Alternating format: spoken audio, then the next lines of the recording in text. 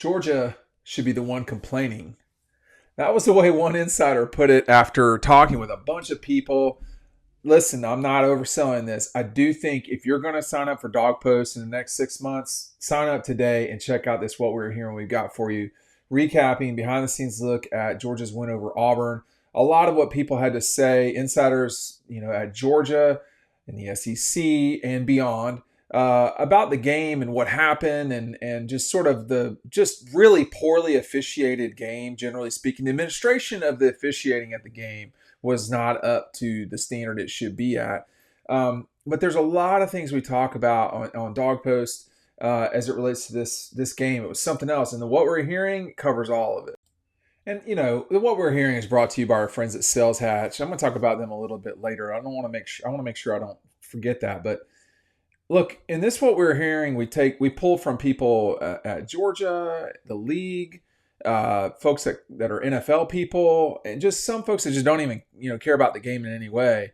But the one thing that multiple people said to me, and one person said it very bluntly, was Auburn has no one else to blame but themselves. And in talking to a slew of people, that was the net reaction, particularly from people that are not Georgia people, or not league people that I trust in football, that are more NFL folks that saw the game. About 7 million people, I think it was fewer than 7 million, saw the game. But we go through a lot of it here in What We're Hearing. And I tell you what, man, Ryan Curley and I really did shoot this game well. Here's Kyron Jones. Gunner told me after the game, he said, I thought it was a touchdown. And he said, for us, he said, I didn't hear a whistle. I just saw Kyron Jones running back 100 yards all the way back to our end zone. We didn't, on the field, it was hard to know for sure what was going on. It was, I wouldn't say clearly I was 110 yards away. I was 110 yards away from it. So I didn't know what it was. But when you see a player, first of all, when you don't hear the whistle, that means the game is still alive. What was confusing to me as I go through this, was because there was no whistle. There was an immediate whistle means touchdown. That's all that ever means. But it's pretty clear to me, at least, and to a lot of people, that the ball is punched loose, I should say, before it gets to the goal line. It appears to me, and it's not because I covered Georgia or anything like that. It's just what it looks like to me. I mean, both linebackers punched it in. What is confusing though after that was what in the world is happening on the field after that play. Here's Kyron Jones right there. You can't see my pointer, but the ball is loose right here underneath number 0 for Auburn. 31 is right there. He's never down during the play. It's amazing. So it's hard to know, like when you're on the field and you don't hear a whistle, and I've gone back and watched the play multiple times to try to hear a whistle, there wasn't a whistle. And when I asked folks at Georgia, Kirby was asked after the game, and then I followed up afterward, just to be certain, because games are such, they're 3.5 hours long, and you've got the post game, you got pre-game. Like it's about a 6.5, 7 hour, 6, 7, whatever, event. It's a lot. And so I re-asked one person at Georgia that would know, was there an explanation given? They said no explanation was given. So, and that person was not Kirby. But I'm just saying that there was no explanation as to, so the officials missed that call. That's not the only call they missed. It's not, multiple people, it's just not my opinion that play it was one play. All plays matter, but that one play did not dictate the game. And there was still 31 minutes left in the game. And when Auburn when they came crashing down, on that second and probably 10 from the inch yard line, if you want to call it that, from the inch line, and Josh Jones got loose, Auburn ended the half with 4 penalties. 3 of them were 15-yard penalties. So Auburn sort of self-destructed. One of those 15-yarders just didn't really matter because it came on the kickoff, but it was clear they were coming undone. And, one thing Kirby said to them, at the half, he says, composure is greater than chaos. And guys, we are a fourth quarter team. This is setting up exactly like we want it to. Georgia was down 10-3. They could have been down 17-0. They could have been down 17-7. They could have been down 10-7, which was very narrowly what happened, just missing. But as we go on, and the article has more detail. You can read it. It's linked down below. It's a QR code down below. But it goes into such detail about why Kirby had to call time. And he motioned timeout. There's no question about that. Now, what he was saying was one thing. You can see what he's saying. What he was motioning, though, was clearly a timeout. Now, I'm not going to, they're paying, that's a $100 million organization. They got a whole PR machine. They can figure out whatever strategy they want to defend this situation. He called time. So whatever. But, and then he got it back. I can't explain what the officials are saying there. They certainly did not explain it. And then a play later, here comes Cash Jones down the field, and he absolutely hammers an Auburn defender. He gets called for a blindside block. In no world was that a blindside block.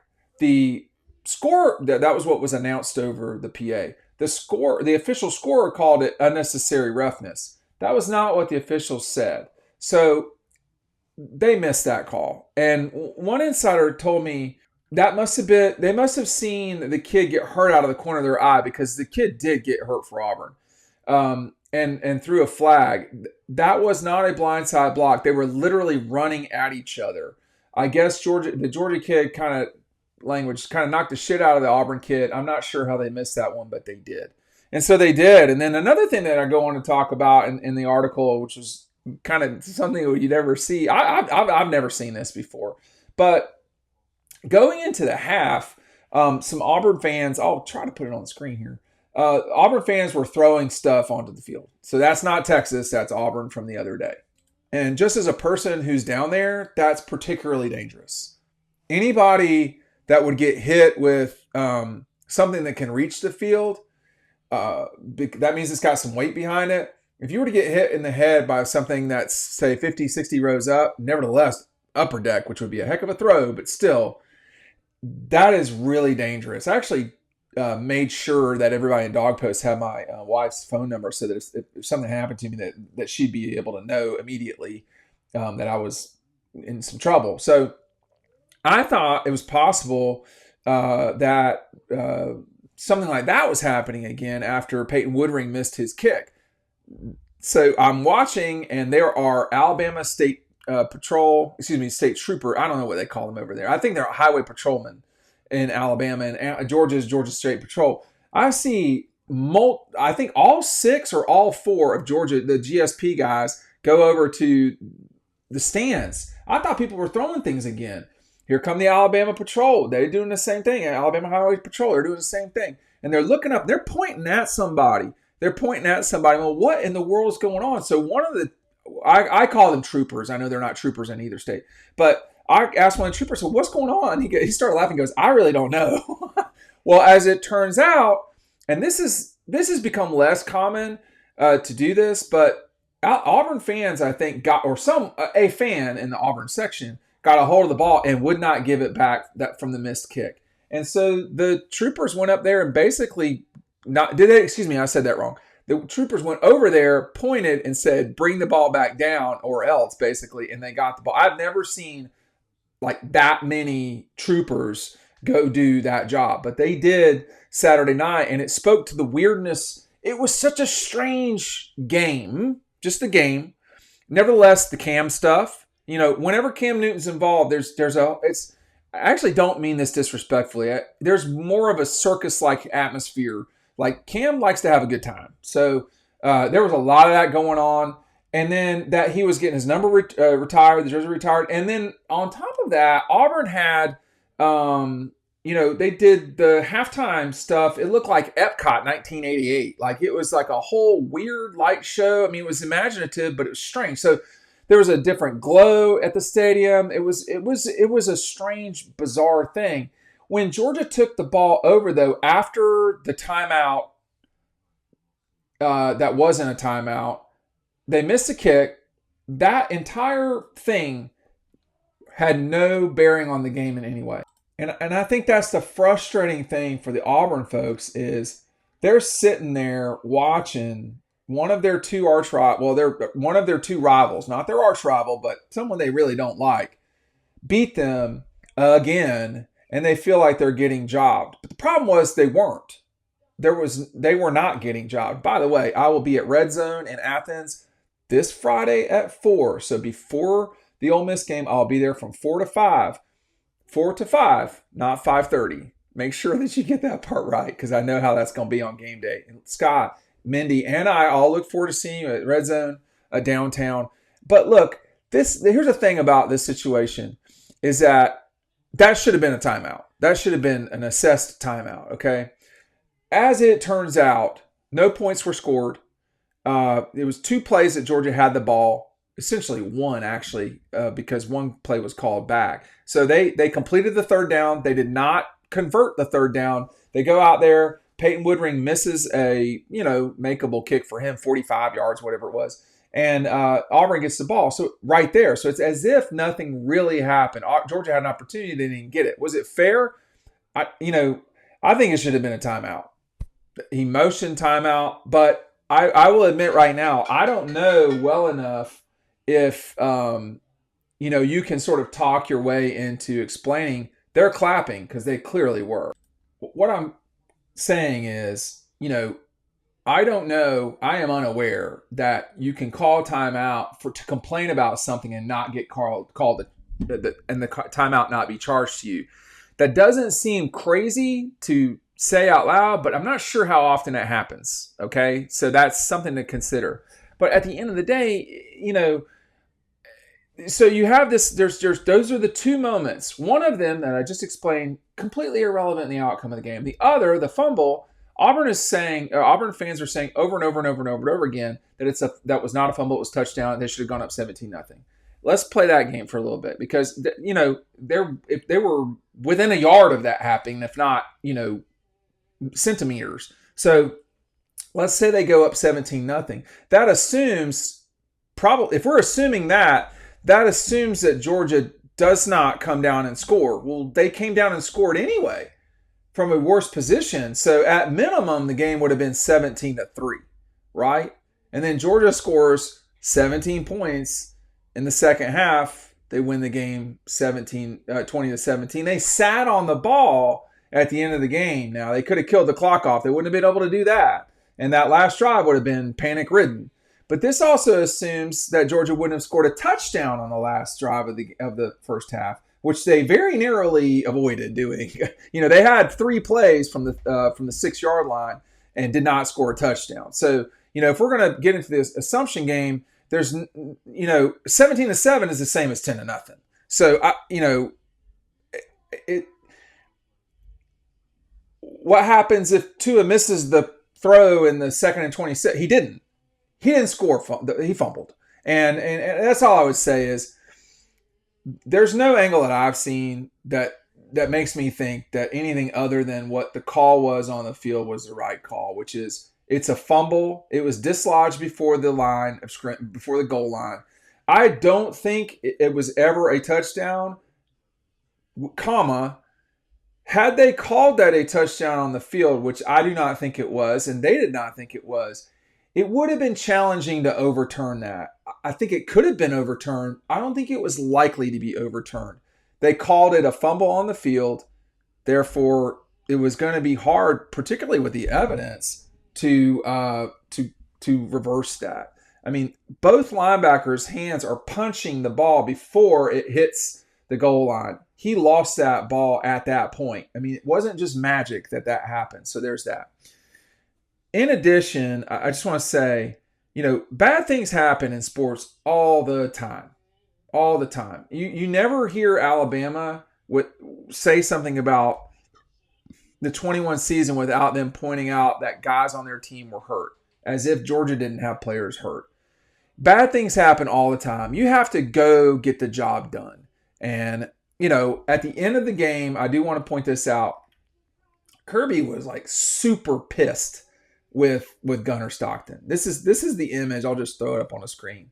He was mad. He was very, very mad with Gunnar. Now, why? He was asked after the game, he said, "Go down. We won the game." We're thinking, slide. He didn't hear us, saying Gunnar did not hear us say that.